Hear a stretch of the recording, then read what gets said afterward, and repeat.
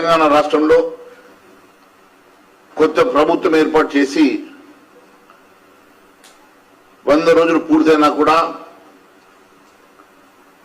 ఇచ్చిన ఏ ఒక్క హామీ కానీ గ్యారెంటీ కానీ పూర్తి చేయలేని అసమర్థ కాంగ్రెస్ ప్రభుత్వానికి ఏమీ పాడుపోక కేవలం అంశాన్ని డైవర్ట్ చేయడానికి ఏదో ఒక అంశాన్ని తెర మీద తీసుకొచ్చే ప్రయత్నం చేస్తున్నారు తప్ప ఈ ప్రభుత్వం పూర్తిగా వైఫల్యం చెందిన సంగతి నేను గుర్తు చేస్తా ఉన్నాను. వాళ్ళ మంత్రులకు కూడా ఒకరి మీద ఒకరికి నమ్మకం లేదు. ఏ మంత్రి ఎప్పుడు ఎసరు పెడతారో, ఏ మంత్రి రేవంత్ రెడ్డికి దిస్తున్న భయంతో రాత్రి రేవంత్ రెడ్డికి నిద్ర కూడా పడతలేదట. ఓటు అంశమో ఇంకొక అంశము తెర మీదకి వస్తే ఏ మంత్రి ఆ సీటు కబ్జా చేసుకుంటాడో అని ఇటు రేవంత్ రెడ్డి భయపడతా ఉంటే ఆ సీటు మీద 10 మంది మంత్రులు కన్నేసి కూర్చున్నారు. ఈరోజు మేకపోతు గంభీరం కొద్దీ ఏదో ఒకటి మాట్లాడాలని చెప్పి నిన్న కోమటి రెడ్డి మరి దినంలోనే పోసుకున్నాడో తెలియదు, మధ్య భ్రమించి మాట్లాడుతున్నాడో తెలియదు. 8 మంది బీజేపీ ఎమ్మెల్యే టచ్లో ఉన్నారట. అసలు నీ తమ్ముడికి టచ్లో ఉన్నాడో లేదో ముందు తెలుసుకో. నీ తమ్ముడే నీకు టచ్లో లేడట. పాపం తమ్ముడు భార్యకు టికెట్ ఎంపీ టికెట్ ఇస్తే నా అధిష్టానం ఒప్పుకుంటే నువ్వే అడ్డుపడ్డవట. నీ తమ్ముడికి నీకే లొల్లైతుంటే నీకు వేరే వాళ్ళు ఎందుకు టచ్లోకి వస్తారో అర్థమైతే లేదు. భారతీయ జనతా పార్టీ ఏ ఒక్క ఎమ్మెల్యే కూడా ఇప్పటి వరకు అటువంటి చరిత్ర ఎప్పుడూ లేదు. భారతీయ జనతా పార్టీ ఎమ్మెల్యేని ముట్టుకునే సాహసం ధైర్యం కూడా ఇంకోసారి చేయొద్దని చెప్పి తెలియజేస్తున్నా. మా ఒక్క ఎమ్మెల్యేను ముట్టుకుంటే బిడ్డ 48 గంటల్లో నీ ప్రభుత్వం కూలిపోతుందని తెలియజేస్తున్నా. రేవంత్ రెడ్డి గారు ఎన్నో నీతి మాటలు చెప్పినావు, ఎన్నో కుంభకోణం గురించి మాట్లాడినావు. ఆ రోజు ఆక్షన్ భూముల విషయంలో ధర్నాలు చేసినావు, సిబిఐకి లెటర్లు ఇప్పించినావు. అది జరగదని తెలిసినా, రాష్ట్ర ప్రభుత్వమే దానికి ఇనిషియేట్ చేయాలని తెలిసినా కూడా ఆ రోజు ఎన్నో డ్రామాలు చేసినావు కదా. మరి ఈరోజు ముఖ్యమంత్రి హోదాలో నువ్వు సిబిఐకి ఎందుకు ఆదేశిస్తలేవని అడుగుతున్నా. ఎంక్వైరీని కూడా ఆ రోజు నువ్వు ఒప్పుకున్నట్టుగా డిమాండ్ చేసినట్టుగా సిబిఐకి ఇవ్వకుండా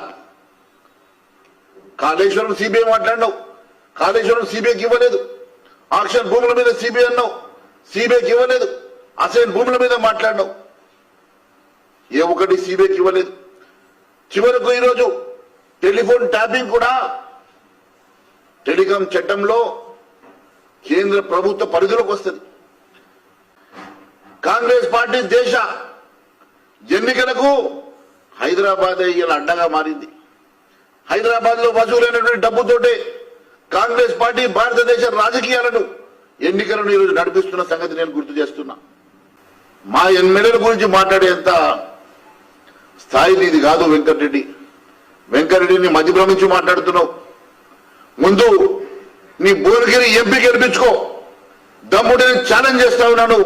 భువనగిరిలో మా ఎంపీ 2 లక్షల మెజార్టీతో గెలుస్తున్నాడు. నీ ఎంపీని గెలిపించు నీకు చేత కాదు, నీ తమ్ముడితో సఖ్యత నీకు చేత కాదు. 8 మంది ఎమ్మెల్యేల గురించి మాట్లాడతావా? బిడ్డ మా ఎమ్మెల్యేని ముట్టి చూడు. మాకు ఒకవేళ మేమనుకుంటే మేమే మీలాగా గేట్ ఓపెన్ చేస్తే 48 గంటలు పట్టదు బిడ్డ మీ ప్రభుత్వం కూలిపోవడానికి. కానీ మేము ప్రజాస్వామ్యాన్ని గౌరవిస్తాం కాబట్టి, ప్రజాస్వామ్యాన్ని మేము పూర్తిగా విశ్వసిస్తాం కాబట్టి ఈరోజు మేము కేవలం గమ్మున కూర్చొని మేము గౌరవిస్తూ మేము సహకరిస్తున్న సంగతి నేను గుర్తు చేస్తున్నా. టచ్లో ఉన్నది నువ్వు, మా హైకమాండ్ తో టచ్లో ఉన్నది నువ్వు. నీలాంటి వాళ్ళు 5గురు ఉన్నారు మాకు, నీలాంటి 5గురు మంత్రులు మాకు టచ్లో ఉన్నారు.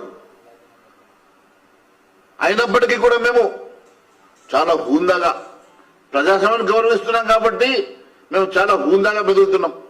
మహేశ్వర్ రెడ్డి భారతీయ జనతా పార్టీ ఏ బాధ్యత చెప్తే ఆ బాధ్యత ఖచ్చితంగా నెరవేరుస్తాడు. నాకు ఆ చరిత్ర నాకు ఉన్నది. గతంలో ఎప్పుడైనా సరే నేను హైకమాండ్ ఏ ఆదేశాలు ఇస్తే ఆదేశాలకు కట్టుబడి ఆ లిమిట్స్ లో పనిచేసినటువంటి నేను వ్యక్తిని. నాకు ఆదిలాబాదు నిజామాబాదు నియోజకవర్గాల్లో ఉన్నటువంటి పార్లమెంటరీ పరిధిలో నాకు కొన్ని కార్యక్రమాలు ఇచ్చారు. నేను అక్కడ పరిమితం అవ్వడం జరిగింది. కానీ పంట నష్టం విషయంలో కూడా నేను అక్కడ ఉన్నటువంటి అంశం మీద నేను మాట్లాడడం జరిగింది. సరే మీరు స్టేట్ మీడియాలో దానికి కవరేజ్ ఇచ్చినారో ఇవ్వలేదు, నా ప్రాంతంలో జిల్లాలో మాట్లాడడం జిల్లాలో మాత్రమే కవరేజ్ వస్తున్నది. కానీ నేను ఎప్పటికప్పుడు యాక్టివ్ గా నాకు ఇచ్చిన కార్యక్రమాలు నేను పార్టిసిపేట్ చేస్తా ఉన్నాను. దాని మీద పంట నష్ట పరిహారం కూడా ఇవ్వాలని చెప్పి నేను గతంలో కూడా డిమాండ్ చేసినాను. ఈ రాష్ట్ర ప్రభుత్వం పూర్తిగా వైఫల్యం చెందిన అదే అంశంతో మొదలుపెట్టింది కూడా దానికోసమే. ఒక పంట నష్టం కాళేశ్వరం ఎవరో మీద కోపంతో ఈరోజు కాళేశ్వరం అటు సిబిఐకి ఇవ్వకుండా ఇటు ఎంక్వైరీ చేయకుండా దాన్ని రిపేర్ చేయకుండా కాలయాపన చేసి రేపు ఆ నీటి అంతా కూడా వదిలేసినటువంటి నీటిని కనీసం రేపు ఆ బ్యారేజ్ చెప్పలేని పరిస్థితిలో ఈ రకమైనటువంటి తుగ్లక్ చేస్తున్నటువంటి రేవంత్ రెడ్డి గారి మీద మేము ఎప్పటికప్పుడు మేము పోరాటం చేస్తూనే ఉన్నాం. కోమటి రెడ్డి మరి దినంలోనే పోసుకున్నాడో తెలియదు, మధ్య భ్రమించి మాట్లాడుతున్నాడో తెలియదు. 8 మంది బీజేపీ ఎమ్మెల్యే టచ్లో ఉన్నారట. అసలు నీ తమ్ముడికి టచ్లో ఉన్నాడో లేదో ముందు తెలుసుకో. నీ తమ్ముడే నీకు టచ్లో లేనట. పాపం తమ్ముడు భార్యకు టికెట్ ఎంపీ టికెట్ ఇస్తాను అధిష్టానం ఒప్పుకుంటే నువ్వే అడ్డుపడ్డవట. నీ తమ్ముడికి నీకే లొల్లైతుంటే నీకు వేరే వాళ్ళు ఎందుకు టచ్లోకి వస్తారో అర్థమైతే లేదు.